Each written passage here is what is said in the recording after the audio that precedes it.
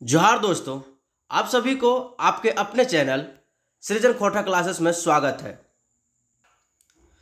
दोस्तों, हम लोग खोटा साहित्यों के साहित्यकारों के बारे में पढ़ रहे थे।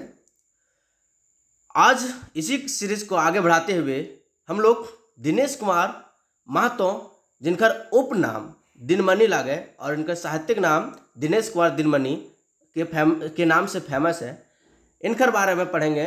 दिनेश कुमार दिनमणि के बारे में हम लोग आज पढ़ेंगे और कोशिश करेंगे कि सारे के सारे क्वेश्चंस इसी के अंदर आए और इससे बाहर आपका एक भी क्वेश्चंस नहीं पूछा जाए। और आप लोग को पता होगा दोस्तों कि दिनेश कुमार दिनमणि खोटा साहित्यकारों में बहुत बड़ा चेहरा है, तो इनके बारे में आज हम लोग डिटेल जानकारी लेंगे।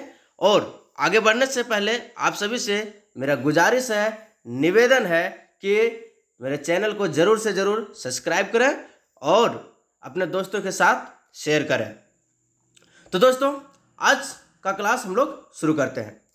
जैसा कि आज का जो टॉपिक है वो टॉपिक है दिनेश कुमार दिनमणि का जीवन परिचय कह सकते हैं। चलिए, इनका नाम के बारे में बात किया जाए कि दिनेश कुमार दिनमणि, इनका नाम क्या है? तो नाम है दिनेश कुमार महतो, लेकिन साहित्यिक नाम जो है दिनेश कुमार दिनमणि। इसका मतलब क्या है कि इनका दिनमणि जो है उपनाम लागे।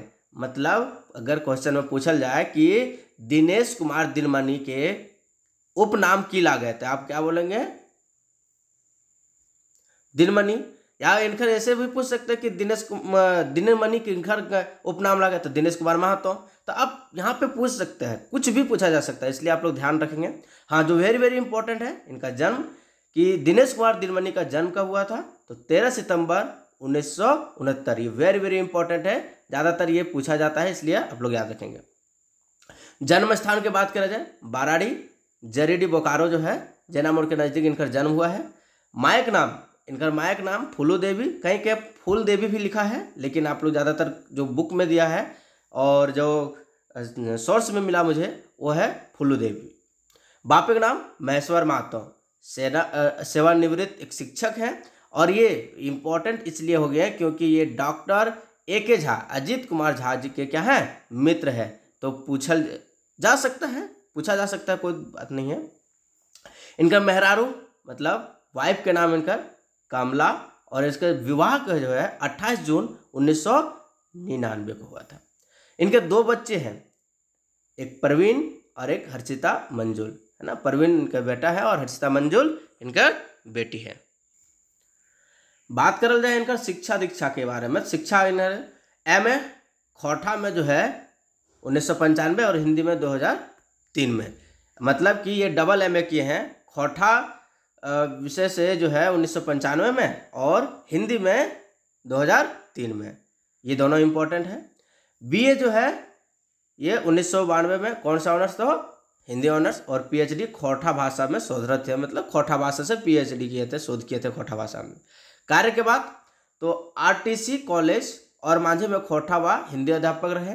उसके बाद रांची विश्वविद्यालय में सहायक प्रबंधक अनुबंध पर रहे, जनजातीय एवं क्षेत्रीय भाषा विभाग में, ठीक है। और ये जो है ये कवि भी है, कहानीकार भी है, चित्रकार भी है, गीतकार भी है इत्यादि। इनका खोटा में योगदान बोलल जाए कि खोटा में जो योगदान है इनका बहुत ही बड़ रूप में है, बहुत ही विशाल रूप में है।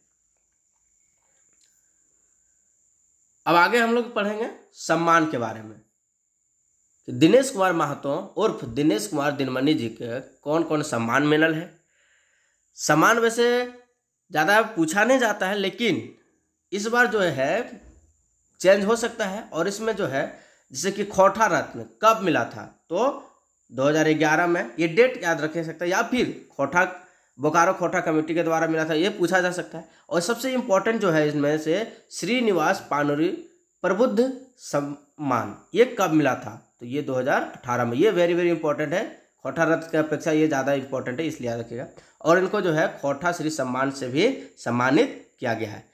अच्छा, एक क्वेश्चन भी पूछा जा सकता है कि खोटा रत्न का पुरस्कार कब हुआ है? पुरस्कार आरंभ कब हुआ, देना कब शुरू हुआ? तो 1993 से खोटा रत्न पुरस्कार देना प्रारंभ हुआ था। इनकर प्रमुख कृतियाँ की बात किया जाए, रचना के बारे में बात किया जाए तो धर्म कर्म जो कि एक कहानी है, फूल कोबिक झोर ये भी एक कहानी है, पगली मोरगली या मोर हो जाएगा, सॉरी मोरगली, तो ये हो जाएगा कहानी है, जीत ये भी आपका एक कहानी है, सोहान लागेरे ये गीत संग्रह है, और बूढ़ा बूढ़ी और सात पीठा एवं खूटा भीतर चिया गोटा।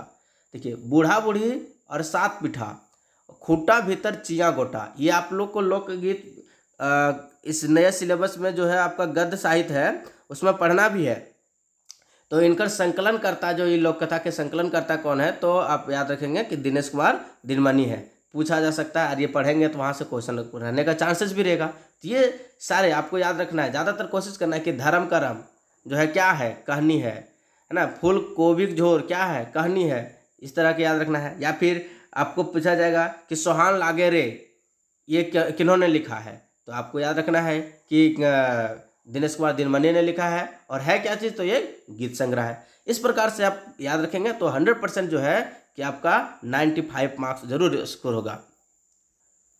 इनके बारे में अन्य तथ्यों के बारे में बात किया जाए कि यार इनके जो सम्मान वगैरह के बारे में और रचना के बारे के बाद भी क्या किए हैं, तो देखिए बहुत इंपॉर्टेंट है कि इन्होंने 1988 ईस्वी में खोटा की स्वतंत्र लिपि, ये वेरी वेरी इंपॉर्टेंट है कि खोटा की स्वतंत्र लिपि का आविष्कार करने वाला जो है कौन है, तो दिनेश कुमार दिनमणि है, लेकिन इन्हें स्वीकृति नहीं मिला है, इसीलिए वर्तमान में हम लोग क्या करते हैं, खोटा को देवनागरी लिपि में लिखते हैं।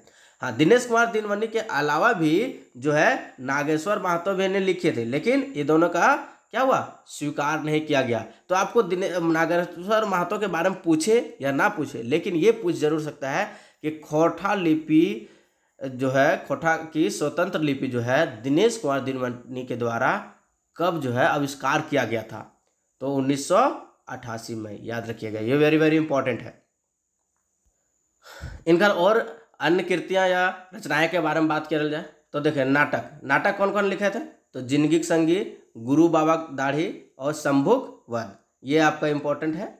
उसके बाद कविता के बात करें जाए कि कौन कौन कविता लिखे हैं, तो ए मानुष जो कि 10वीं कक्षा के पाठ्यक्रम में शामिल है, और ये इंपॉर्टेंट है, ये वेरी वेरी इंपॉर्टेंट है, पूछा जा सकता है कि ये मानुष कौन सा कक्षा में शामिल है, या ये वेरी इंपॉर्टेंट है। सोचो उपाय 12वीं कक्षा के पाठ्यक्रम में शामिल है, ये भी इंपॉर्टेंट है, ये दोनों दिमाग में रखिएगा। आएगा धूंगा इंजोरिया बाटा, ये सारे क्या है, एक कविता है, और किनके द्वारा लिखा गया है, तो आप जानते हैं दिनेश कुमार महतो, या फिर साहित्यिक नाम बोले तो दिनेश कुमार दिनमणि।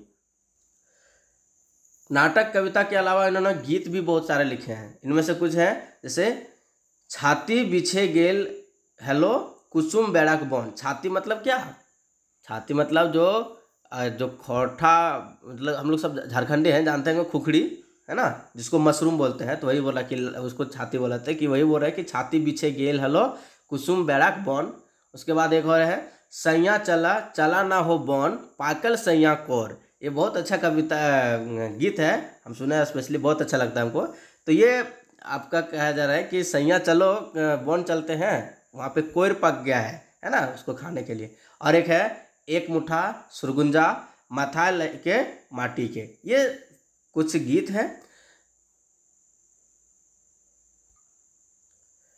इनके अलावा भी जो है क्या है, आपके खोटा का गीत एल्बम भी निकाले हैं ना, खोटा गीत एल्बम भी निकाले हैं, जैसे कि सोना रकम पिया, छापा साड़ी और सजनी, ये भी आप याद रख सकते हैं। इनके जो प्रकाशित बुक है, देखिए ये वेरी वेरी इंपॉर्टेंट ये पॉइंट है, याद रखिएगा कि खोटा भाषा व्याकरण एवं साहित्य, जिनका प्रथम संस्करण 2018 में प्रकाशित किया गया था। आधुनिक खोटा व्याकरण और रचना, ये जो है प्रथम संस्करण का 2020 में, और टोटल खोटा भाषा व्याकरण एवं साहित्य प्रथम संस्करण 2020 और द्वितीय संस्करण 2000, और ये हम लोग अभी पढ़ते भी है टोटल खोटा के नाम से, है ना। तो ये सारे जो है इनका प्रकाशित बुक है, ये आप याद रखिएगा, वेरी वेरी इंपॉर्टेंट है।